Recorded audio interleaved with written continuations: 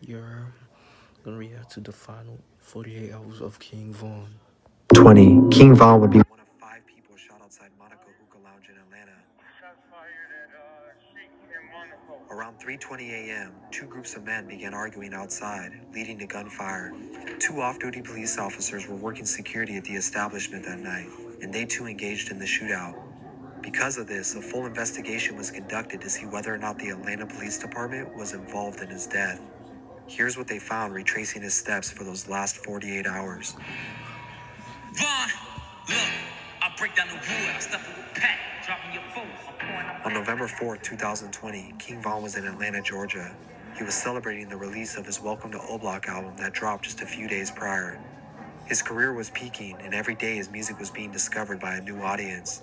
There's no question he was about to be a superstar, but the biggest issue Von faced at that time was himself. See, King Von was from the infamous housing projects of Parkway Gardens on the south side of Chicago. Before ever stepping into a booth, he was already very active in the street life. He only decided to rap after beating a murder case in 2017. His reputation only made his music more real for listeners, leading to his blow-up just 1 year after that. But it's important to realize when someone lives a life the way Von did before fame, it can be hard to leave that mentality behind, even after finding a way out through music. Because of this, Von had no issue when it came to things like beefing with other rappers. While in Atlanta, an ongoing issue between King Von and rapper NBA Youngboy had been brewing for months. On November 4th, DJ Academics would invite Von onto his podcast to publicly speak about their issues. During the conversation, Von assured his fans that there was no real problem, and it was the internet just trying to make it more than what it was, unknowing at the time that in under 48 hours, this would all come to an end. Ain't no rap beef, and it ain't no real beef unless somebody got shot or something, or unless somebody... People told me you and Youngboy was beefing or something like that. I know they be saying that a lot. What happened, Von? What's going on with you, man? They be saying that a lot. It's like we got the same interests in hoes and there. You know how the internet will try to make it. Don't tell me I got problems over girls. And hoes and there. You know how the internet will try to make it. Don't tell me I got problems over girls. No, it's the internet, gang. It's the you know. They'll try to make it like that because it's the internet. These issues have been escalating since a few months before, when pictures of King Von and NBA Youngboy's ex-girlfriend surfaced online. From that point forward, the two rappers made it known they didn't like each other through a series of social media posts. With two artists this large going back and forth, it was only a matter of time before others got involved as well. One of those people would be Quando Rondo, an artist and friend of NBA Youngboy. Even though Von and Quando were cool at one point, now they weren't. And it just so happens Quando's from Savannah, Georgia, only a 4-hour drive from Atlanta. I'm saying though, 63rd, dirty ass.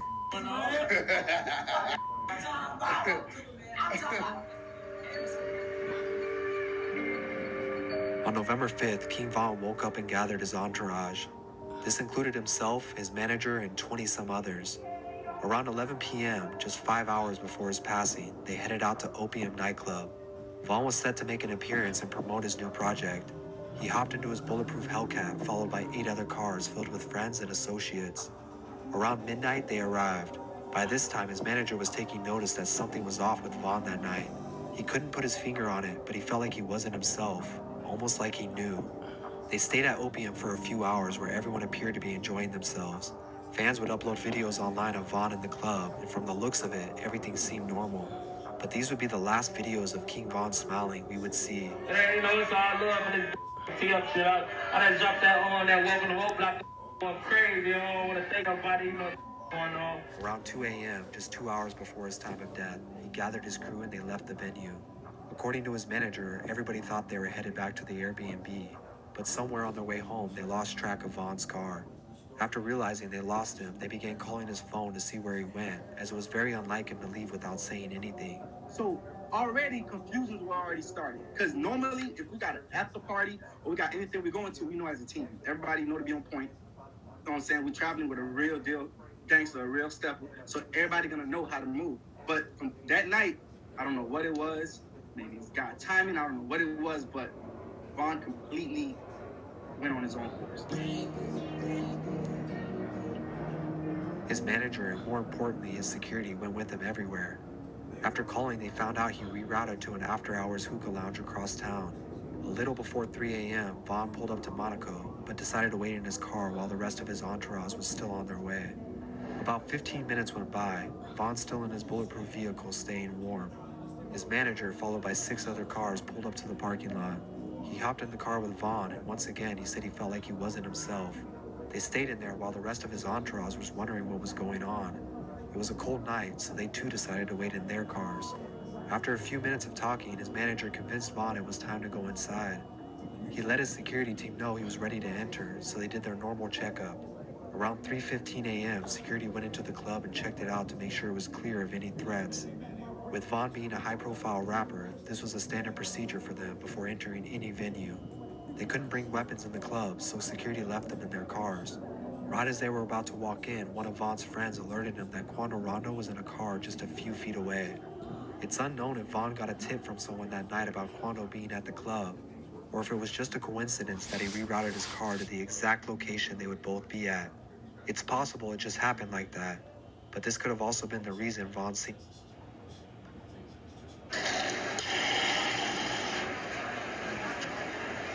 off. Maybe he knew something no one else did. Normally, Vaughn was calm, collective, and soft-spoken. Living the life he lived back in Chicago, he knew how to handle these situations. But on this night, Vaughn reacted before anyone could say or do anything. He immediately hopped out of his vehicle, jewelry on and all, not knowing if Quando was alone or if he too had people with him. Only a few moments... Yeah, I ain't gonna, that wasn't smart, bro. That was not smart. I'm saying that's not smart. Later, the two would come face to face, and just like Vaughn spoke about before, I ain't saying you gotta be scared, but like you just have to be like more like smart and more wise. You are. was on site. he threw punches at Quando even before words could be exchanged. Others rushed over as the fight broke out. What Vaughn didn't know was the white vehicle Quando was standing next to had people from his crew inside. At 3:20 a.m., only a few seconds after the fight had started, a gunshot from only a few feet away went off, striking Vaughn in his side and catching him completely off guard. You can see the gunman, who we now know as Lil Tim, coming out from behind the car and firing multiple shots. Vaughn got hit 3 to 4 times, and his manager was also hit in the leg. The 2 off-duty police officers working security that night reacted immediately, and they too fired shots into the crowd. Yeah, one man was good. Put the gun down. Put the gun down. Put the hands up. Put the hands up. Fight target. Put the hands up. But we can confirm now the shots that injured Vaughn came from Quando's side and not the police officers. The police would hit 3 people in total, one of them being Lil Tim. Vaughn laid in the street holding on to Quando until Muab, one of Vaughn's good friends, broke up the fight. At 3:23 a.m., there were injuries on both sides. Instead of waiting for ambulances, their crews drugged their wounded into cars and sped off to the emergency room. According to those in the vehicle with Vaughn, he was still conscious throughout the ride, even telling one of his friends to calm down that he was going to be okay. Around 3:32 a.m., just moments apart from each other, both crews would arrive at Grady Hospital, which was less than 10 minutes away. Quando would start a live stream of himself helping Lil Tim inside the building to try and protect himself in case Vaughn's people ran up on him. Come on, you shot. Come on, Bit, bro, you got the up. Come on, cuz, just keep breathing a bit, bro. Just keep breathing, cuz. But this wouldn't happen, and nobody else was hurt after the initial conflict at the lounge. Unfortunately, though, just after 4 a.m., King Von, along with 2 others who were shot that night, would pass away to their wounds, taking his life and career far too soon. Lil Tim was arrested in Grady Hospital, where he was treated for his wounds before being taken into custody. He posted bail the same day and has since been awaiting trial for the murder of King Von. Somebody kill somebody. Everybody got family. Somebody related to him or somebody cool with him. You kill him. Now everybody that he was close with is trying to kill you. It's a never ending. Or they gonna kill. Let's kill somebody close to him. It don't stop. To everybody, all the people that playing the game, it's gone. You see what I'm saying? It's the last man standing. It's either you're gonna be in jail, you're gonna die.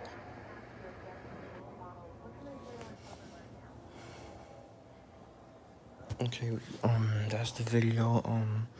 So yeah, what's your thoughts on this shit, bro? Like, yeah, bro, like King Von, sad that he had to pass away like that, bro. Like, just sad, man. Like, niggas gotta do better, bro. Like niggas had to do better. Like, Like, so yeah, bro, like, what's your thoughts on King Von? Also, what's your favorite song of King Von, bro? Let me know down in the comment section. I'm interested, bro. That ass. Make sure y'all like, comment, subscribe. Y'all know the vibes. If you're just checking out, you are.